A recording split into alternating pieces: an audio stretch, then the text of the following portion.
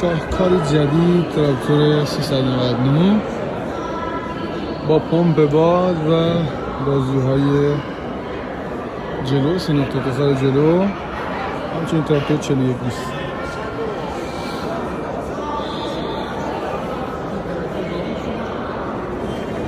میگم ما از دنیا عقبیم، یعنی این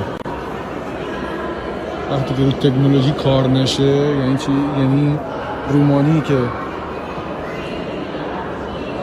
40 سال پیش پمپ باد داشته الان باید روی تراکتور 399 باشه و بازو جلویی که روی تمام تراکتورهای قدیم و جدید هستش الان باید باشه و همچنین طرح رینگ وزنی جدید وزنی برای چرخ عقب. به کجا داریم میریم ما؟ تراکتور 41 20 با 3 نقطه اتصال جلو و تراکتور 399.